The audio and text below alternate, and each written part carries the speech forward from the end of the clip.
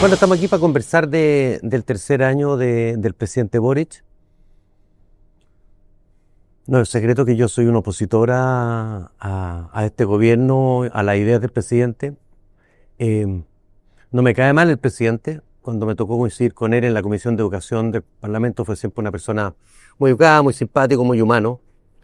Esa humanidad se le nota en la forma que desempeña el cargo. Es una persona humana, eso lo lleva a cometer errores grandes, como dar una conferencia de prensa larga que su jefe de prensa no sabía para dónde iba, digamos, y yo creo que él tampoco sabía para dónde iba. Lo muestra cuando hay un apagón y él se muestra indignado, digamos, como si fuera un testigo y no el protagonista de la película, digamos, él es un espectador más. Y para solucionar el problema, en vez de enfrentarlo, lo sobrevuela, digamos, toma un avión y va. Imagínate lo inútil que es el ejercicio de subirse a un avión para mirar un apagón en el día. No sé, salvo ver los tacos, digamos. Entonces, yo creo que él demuestra en el ejercicio de su presidencia lo que es su carrera vital. Es un hombre que no ha tenido jefe, no ha trabajado nunca en una empresa, no aprendió a trabajar, no tiene el rigor profesional que demanda el sector privado, donde a uno le pagan en función de la productividad, digamos, y no de sus opiniones. Yo creo que efectivamente se ve una madurez, yo creo que ya tener un hijo eso ayuda, y yo creo que eso lo va a hacer madurar, y por eso yo creo que Boric va a salir mucho mejor, como probablemente nos ha pasado a todos los que hemos pasado por un cargo público. Decimos a las próximas yo lo haría mucho mejor. Yo creo que Boric va a salir una mejor persona, un mejor político, un mejor estadista incluso, del que entró. Y eso espero que le pase a todos aquellos que pasan por la moneda. El problema es que él llegó de muy abajo, digamos, y va a llegar a una mediocridad respecto a lo que uno espera de la elección de un presidente de la República. O sea, tú tenés razón en que efectivamente yo no creo que nadie que pase por la moneda 4 años como que la vida le pasara por el lado. O sea, sale otra persona. Sí. Y creo sin duda que va a salir alguien que entiende que una cosa es desear hacer ciertas cosas y otra es la viabilidad de hacerlas, que hay que construir mayoría, y ese aprendizaje político creo que después de la derrota constitucional quedó súper claro. Súper claro primero en la declaración, pero a mí me da la impresión que ha quedado claro en la convicción. O sea, que se ha ido convenciendo de que las cosas tienen una forma de ser que nos pueden gustar o no, que pueden tener una velocidad que yo quiera o no, pero que finalmente no se puede creer que uno puede llegar a botar lo existente como para reconstruir algo nuevo. Y creo además que la ciudadanía se lo dio a entender.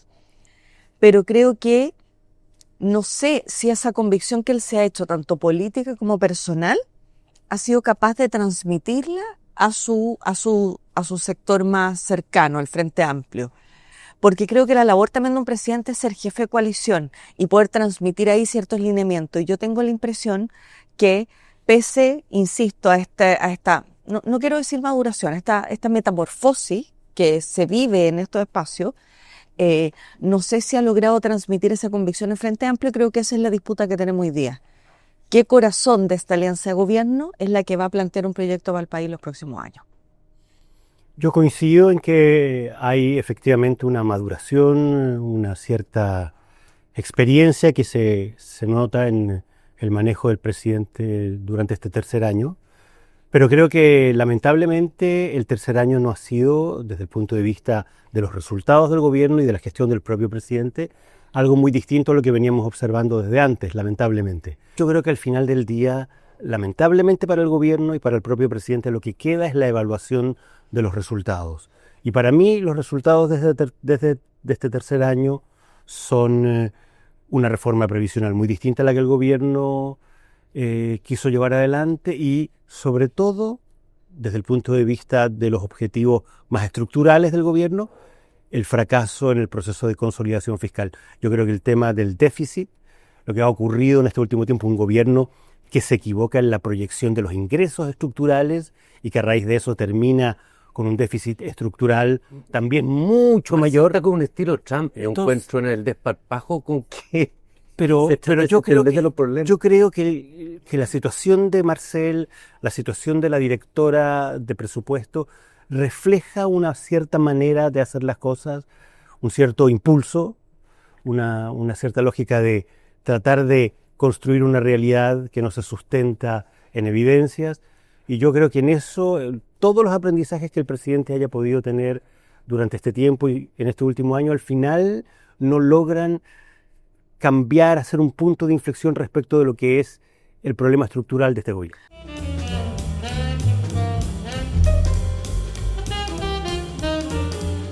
Entonces hoy día le cuesta ver la reforma previsional como un triunfo, que lo es, a mi juicio, un triunfo de la política, porque van a subir las pensiones, porque hay un acuerdo, hay un avance que se puede ir perfeccionando, pero asimismo hay una autoflagelación, se ve como una cierta derrota, porque el foco no era el aumento progresivo de pensiones, el foco era ese, por cierto, nadie está diciendo que nadie quería subir las pensiones, pero era matar al FP.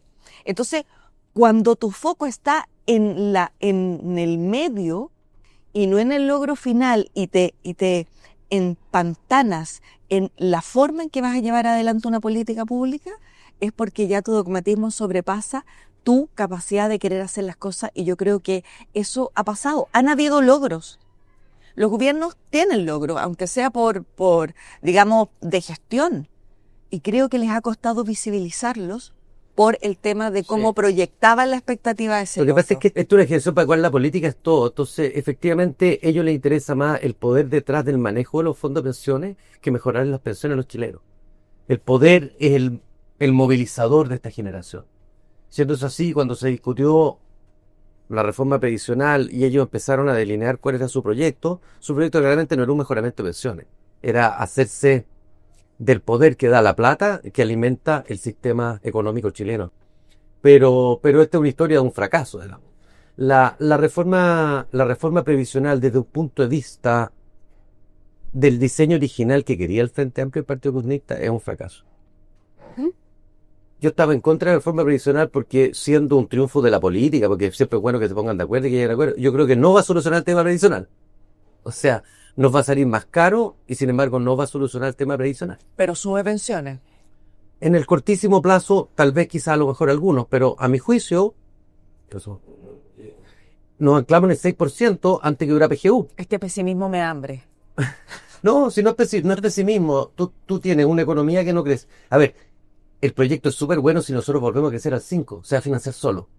Finalmente yo sentí que esta reforma, de algún modo, al menos por un tiempo importante, zanjaba un debate y una controversia más ideológica, como dices tú, Natalia, sobre la legitimidad de una industria. O sea, los que venían a terminar con esa industria terminan convirtiendo a esa industria en un pilar todavía más central, entregándole todavía más recursos, no menos, a la industria de las AFP. Y yo creo que eso, de alguna manera, al tener una reforma previsional que fue gestionada por una ministra del Partido Comunista, ministra del Trabajo, y que fue finalmente votada a favor por el Partido Comunista y por el Frente Amplio, de alguna manera despeja esa controversia, al menos en el corto y en el mediano plazo. Y yo creo que al final del día, desde el punto de vista político, esa es, a mi juicio, el mayor logro que tiene esta reforma. Yo creo que efectivamente la gestión del ministro de Hacienda este año ha recibido un golpe duro de la realidad. Como comentábamos al comienzo, los errores de cálculo en los ingresos, el no haber sido capaz de anticipar correctamente cuántos capitales se iban a reingresar a través de una ley que los incentivaba a hacerlo. Yo creo que en Hacienda está muy perdido lo que está pasando en el mundo, fíjate. Es muy probable. Porque a mí lo que me pasa es que cuando ellos proyectaban los ingresos que se iban a recibir por el banqueamiento de capitales, yo dije, pues si ya casi no quedan platas negras, salvo que estén en el éter, en las bitcoins, porque hoy día los bancos no toleran platas negras, simplemente o están escondidos abajo de un sillón, en cuyo caso no debe ser mucha plata, o simplemente están bitcoins que jamás se va a declarar. Pero el banco, yo no sé, en el ministro de Hacienda, como que no hay nadie que sepa de finanzas. Pero ojo que tenemos otro déficit que yo creo que nos ha proyectado también de la manera más correcta, por decirlo. O sea, creo que aquí hubo un error político de yo puedo defender a mis colaboradores y decir, Gerardo Varela te cuenta con mi confianza, no sé qué, pero de ahí esta grandilocuencia a la que nos acostumbró mucho el Frente Amplio, y que Marcel cayó en eso al señalar de la mejor, o sea, historia. perdón, conozco al menos 2 mucho mejores, partiendo por el gran Sergio Granado.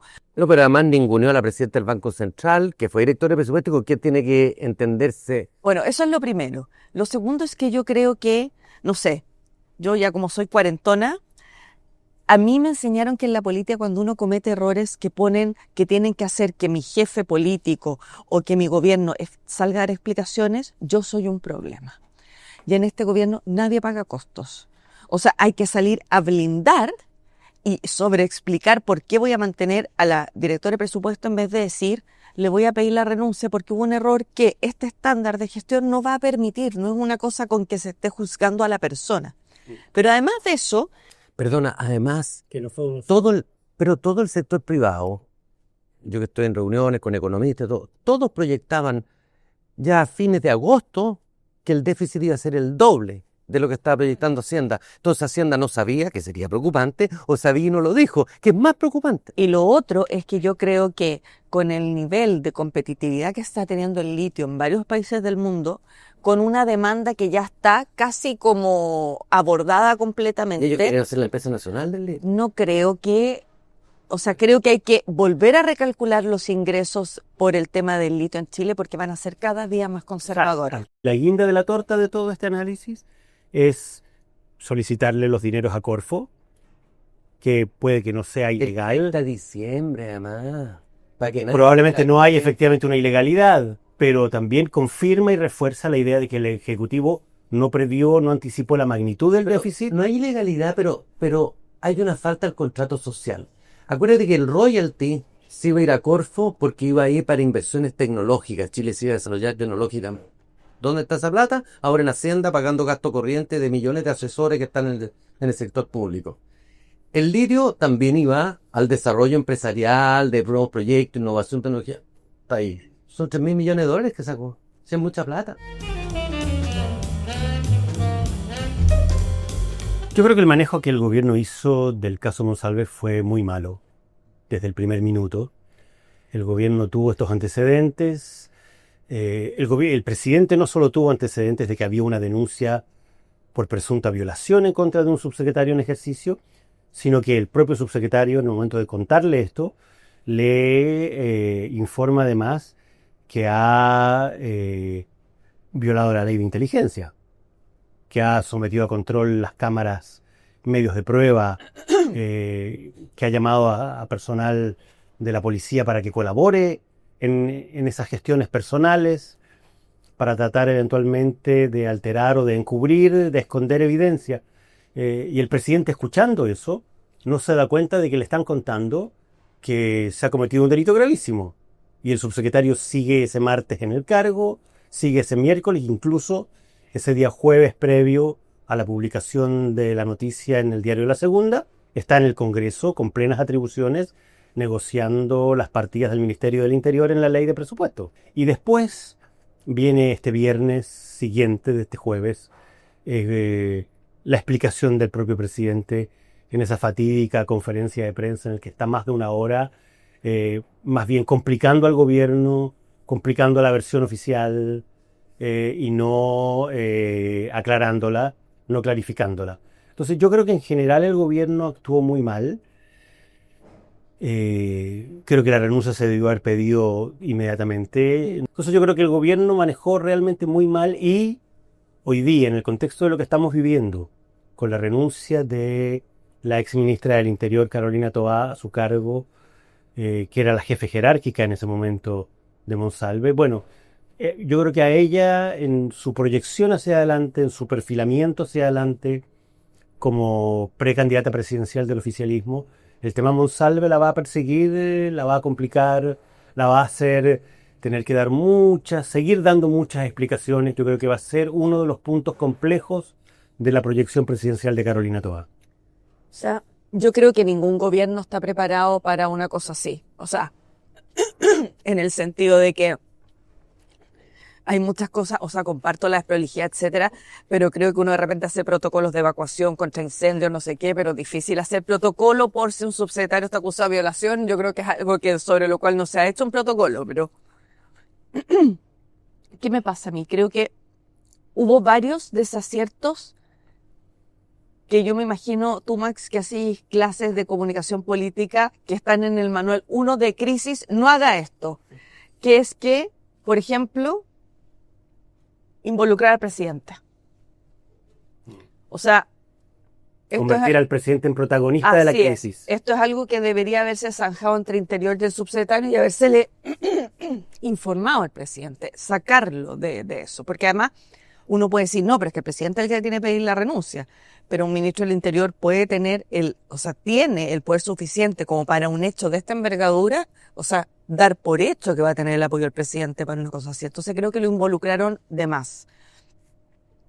Creo además que aquí pesó eso que tú hablas de la humanidad del presidente, porque yo creo que este trastabilleo que le costó y le dio permiso para que fuera a hablar con su familia y todo, tiene que ver por la consideración personal que el presidente le tenía o le tiene, y que primó por sobre el deber de Estado. Es un buen ser humano, pero un mal profesional. Yo no lo voy a culpar por eso, porque creo que, o sea, puede pasar. Yo estoy de acuerdo, y por eso te decía que no juzgo intenciones en esto. Uno no puede no preguntarse qué habría ocurrido con los movimientos feministas si esta situación se hubiese dado en un gobierno de derecha. Si el ministro Varela hubiera... Si este hubiera sido el ministro de Salto Alcoba. Habríamos tenido probablemente una reacción muy diferente, y yo creo que eso es muy malo, y es muy malo que muchos tengamos esa presunción o esa convicción de que hay una moral para los tuyos y una moral para los otros. Pero no, siempre hemos pagado el patrón este gobierno feminista. En bienes nacionales pasó lo mismo.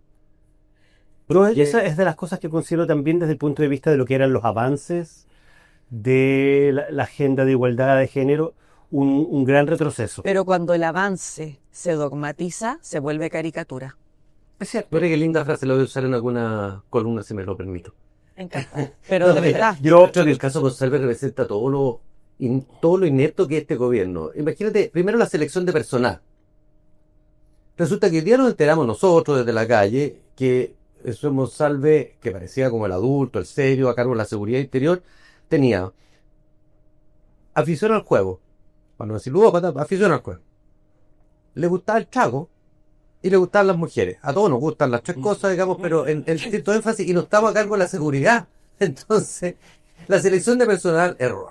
Después, funcionamiento de la jerarquía. Él se salta toda la jerarquía para hablar con el presidente. No le cuenta a su jefa directa, que supongo yo que es la ministra del Interior, que se altera por rebote. Se me había olvidado esa parte. Un poco después, digamos. Entonces, manejo la jerarquía. Después, la desconsideración con el presidente. Le manda un WhatsApp y él se contesta 4 horas después.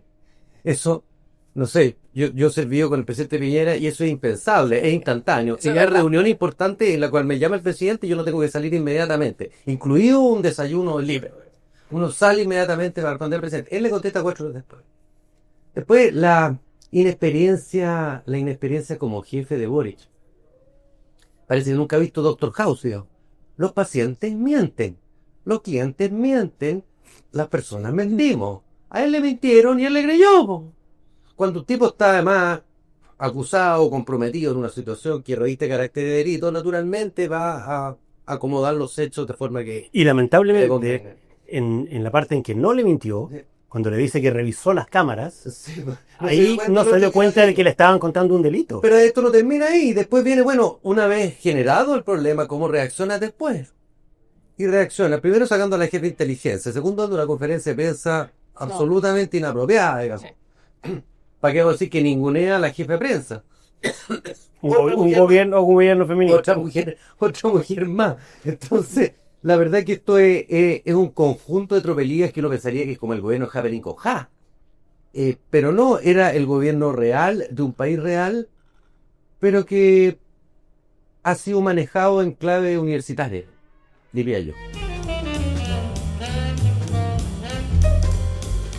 Yo creo que el asesinato del exteniente Ojeda en Chile y eventualmente las presunciones de que el gobierno venezolano estuvo involucrado en ese crimen son de las cosas más graves que han pasado en Chile, no solo en este gobierno, sino que desde el retorno a la democracia. Sí. O sea, es inevitable, para mí al menos. Recordemos cuando el gobierno militar atenta contra Leyton. Eso es lo que te iba a decir.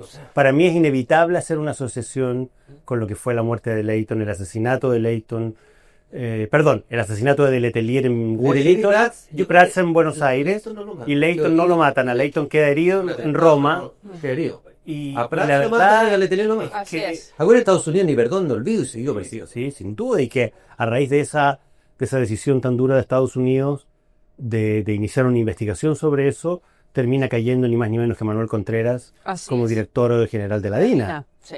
Entonces, a mí me parece que una situación tan grave como esta ameritaba una respuesta muy clara, muy categórica del gobierno chileno. Creo que la ha habido. Creo que el presidente ha sido claro. Yo creo que hubo ingenuidad de parte del Estado chileno.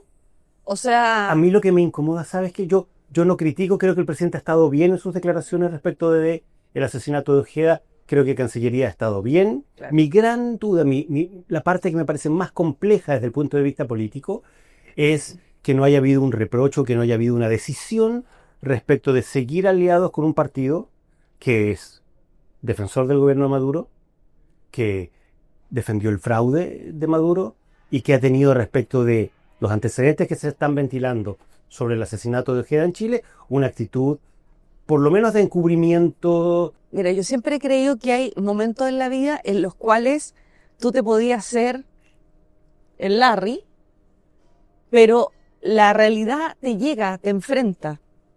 Y por mucho rato no, pero es que tenemos una diferencia en materia de política exterior, pero en los temas que tienen que ver con Chile, hay cosas que son infumables Que son morales. y que tienen que ver con principios mínimos. O sea, si tú piensas que el rojo es más bonito que el azul, estamos, no pasa nada. Pero si tú pensáis que, por ejemplo, pegarle a un niño es algo que le va a hacer bien para su educación, o sea, tú claramente eres alguien con el cual yo no quiero construir una amistad. O sea, hay cosas donde uno se pone límites sobre los cuales la diversidad tiene un espacio y cuando no. Y creo que esa discusión que no hemos dado y que aquellos que la dieron fueron maltratados como divergentes, etcétera, vuelve hoy día. Porque hoy día la gran discusión no es quién es el abanderado del oficialismo para la próxima elección presidencial. Es cuál es el propósito o el programa común de ese amalgama o si va a resultar esa amalgama. Y esa discusión, al menos el oficialismo, no la ha querido dar. Porque le da miedo, porque va a haber disrupción, porque va a ser jodida, porque va a tener, a lo mejor van a separar aguas que en términos electorales son complejas, no conviene. Pero ¿sabes qué? Yo creo que llega un momento en que al menos gente de mi sector cree que es mejor sincerar dónde estamos, con quiénes nos parecemos y vamos para adelante, a una amalgama electoral que no es más que la suma de un ábaco. Sin ir más lejos, el día de la renuncia de Carola Toá al Ministerio del Interior, cuando lees su declaración de renuncia, dice que ella aspira a representar al progresismo democrático y no a ese progresismo que está de alguna manera todavía sometido a los caprichos ideológicos. Pero tú crees que ella es capaz de decir, ya, pero ese progresismo no preguntarle. democrático, ¿lo identificáis? ¿Es este y este? Bueno, ¿O es como cuando uno putea al aire? Ese es el punto. O sea, Cualquier generación del presidente que efectivamente pone la política por sobre todo. La política sobre la moral, la política sobre la ley, la política sobre la diplomacia. Pero la Carola Toá Sobre la no economía. es de esa generación. exacto. Por eso que es importante saber hoy día, bueno, dónde está cada uno. Porque fíjate que la posición del Partido Comunista respecto de Checoslovaquia es la que dividió al Partido Radical en Chile. ¿Ustedes se acuerdan? Se divide porque uno apoya... ¿Cómo nos vamos a acordar? Somos muy jóvenes. Pero el rigor no había nacido. Bueno, pero para el 68, ¿no? Bueno, pero el 68, pero lo estudiaron en historia. Por lo menos el ministro de Educación se encargó de que lo hiciera. No, la posición del Partido Comunista fueron estalinistas. Apoyaron el muro de Berlín. Apoyaron los tanques en Checoslovaquia y en Hungría. O sea, el Partido Comunista ha sido siempre antidemocrático. Ya han apoyado a Maduro, a pesar de que incluso el Partido Comunista venezolano está en contra de Maduro. No, una cosa. Esto es una cosa desquiciada. Y sin embargo, aquí él dice, ¿sabe qué más? Es que en política local que podemos llegar a acuerdo con el Partido Comunista.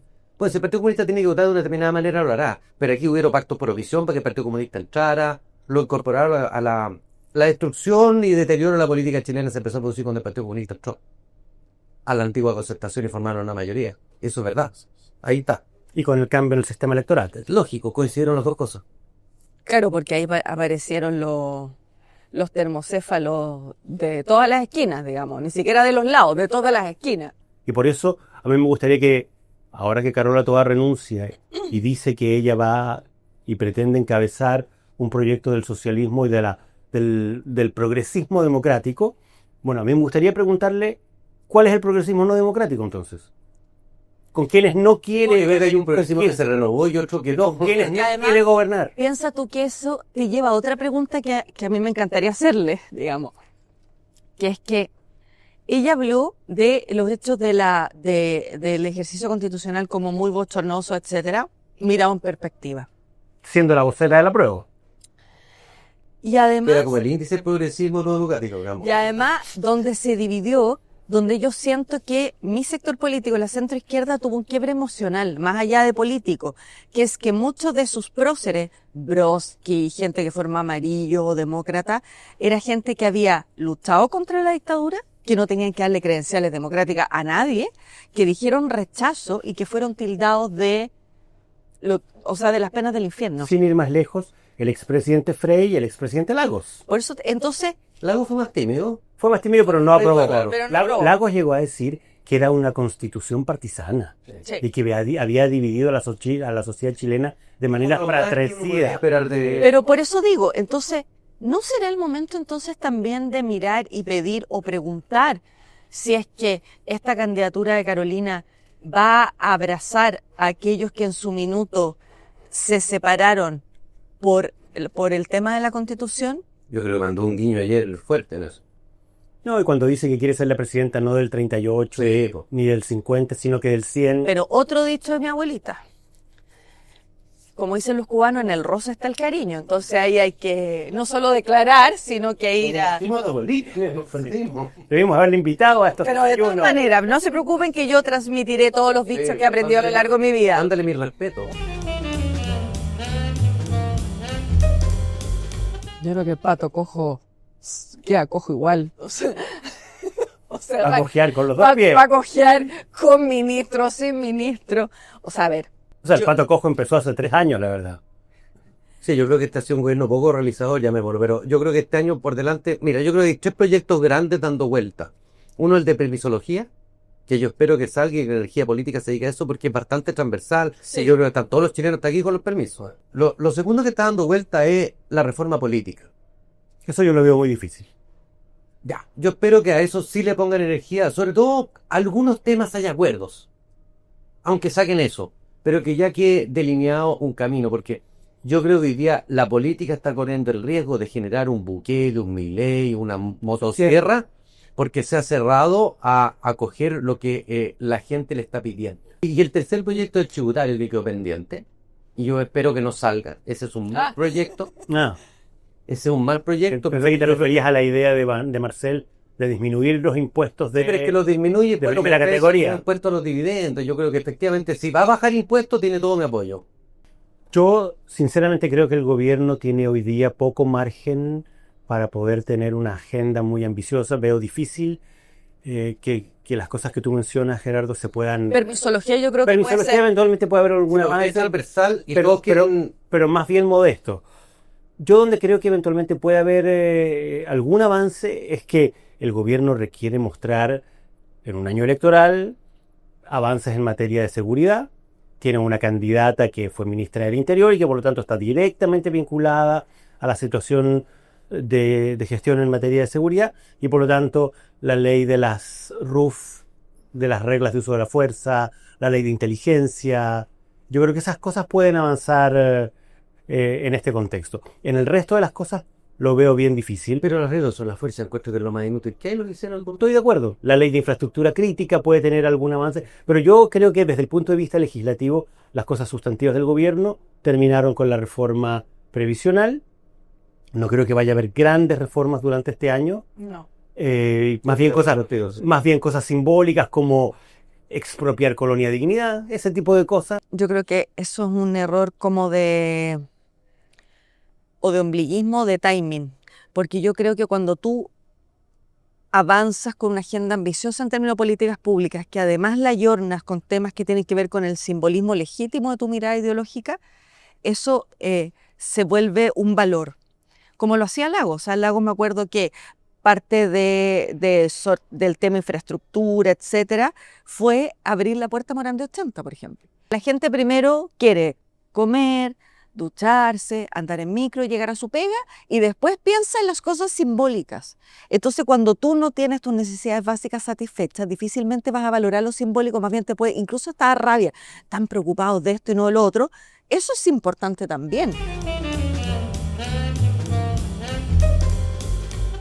Yo creo que el oficialismo empieza a ordenarse para la elección presidencial con estos dos hechos ocurridos durante la semana. Es decir, la renuncia de Carolina Toá al Ministerio del Interior y la decisión finalmente de la expresidenta Bachelet de desistir de la posibilidad de competir como candidata presidencial. Yo creo que es un escenario que ordena, que de alguna manera le adelanta los tiempos al oficialismo. Carolina Toá representa una sensibilidad muy clara, es la sensibilidad del mundo más moderado, más socialdemócrata, ex concertación. Carolina Toá representa el partido que el Frente Amplio y el PC no dejaron participar en la primaria anterior por considerarlo demasiado neoliberal. Hoy día estamos a puertas de que eventualmente... ¿Soy de ese partido neoliberal o no? Soy de ese partido, con convicción democrática. Ahora estamos a puertas de que si Carolina Toá termina imponiéndose como la candidata presidencial del oficialismo, comunistas y frente amplistas van a tener que votar por la candidata de este partido al que no dejaron participar en la primaria anterior. Pero ¿cuál es la gran diferencia, en mi juicio, y que va a ser o puede ser un factor clave decisivo en el resultado de la elección presidencial? Las oposiciones van a competir divididas, el oficialismo va a competir unido probablemente desde la democracia cristiana hasta el Partido Comunista, pasando además por una primaria amplia, y la centroderecha y la derecha con tres candidaturas importantes. Eventualmente se puede sumar una cuarta del Rojo Edwards, como lo anunció el día de ayer el Partido Social Cristiano. A mí me ha sorprendido el nivel de virulencia, de odiosidad de Kast y de Kaiser frente a lo que representa Matei y Chile Vamos. Creo que si ese es el tono de la campaña, la posibilidad de recomponer, de reagrupar entre la primera y la segunda vuelta va a ser algo muy, muy difícil, y ese es hoy día, a mi juicio, el principal riesgo que eventualmente podría permitir que el oficialismo vuelva a ganar las elecciones. Bueno, como la vía no se repite, pero la historia tiene ciertas rimas, recordemos en su minuto la virulencia que tenía Beatriz Sánchez contra el candidato que era Eduardo Frei, y recuerden que al pasar a segunda vuelta Frei y Piñera, era para nosotros un poquito obvio que lo que era en ese minuto el Frente Amplio iba a dar un voto de confianza a Frei. Dijeron que no, que jamás en la vida, que ellos eran puros, y perdimos la elección. O sea, hoy día la oposición tiene la película, la puede proyectar, y está en sus manos ver si repiten el final o no. Si la oposición termina perdiendo estas elecciones con un oficialismo que prácticamente no tiene candidato, tiene candidatos todos débiles, después de la salida de Bachelet, va a querer decir que vamos a poder constatar que en Chile el problema es la oposición, más o menos al estilo venezolano.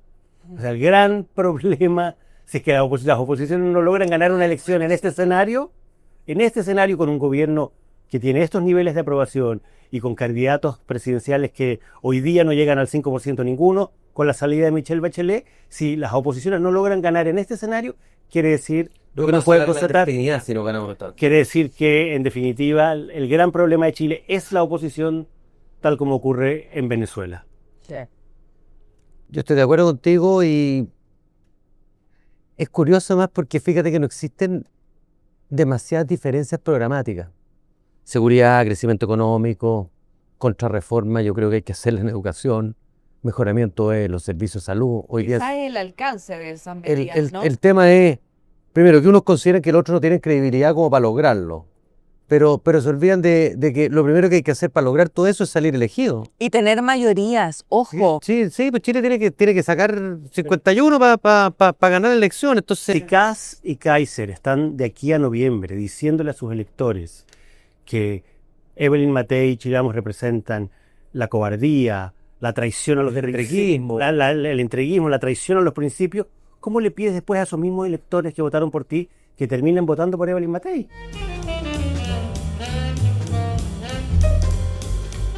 Bueno, yo creo que la historia de Chile muestra que no hay político que muera, digamos. Carlos Ibáñez, que de primero lo trataban de dictador y después lo eligieron con una O mayoría. sea, Carlos Ibáñez lo derrocó el pueblo en la calle siendo dictador y lo volvió a escoger 20 años después. Entonces, hoy día Allende tiene una estatua después de que las mujeres marchaban por la Alameda, digamos, y en la paramilitar le tiraban trígono. Y además tenemos un precedente inmediato. Bachelet 2 veces, Piñera 2 veces. Sí, entonces yo creo que lamentablemente, sí, como otra cosa, lamentablemente la historia de Boric y la juventud de Boric se muestra que no solamente 2, puede estar 3, 4 y 5, digamos, las veces que él quiera. Va a salir del gobierno a los 40 años, le van a quedar 35 años de vida política útil. Exacto. Así que no más. Por lo menos, no sé, esta es una generación que yo creo que va a vivir como hasta los 100. Eso. Ahora, dicho eso, la pregunta es si él va a querer.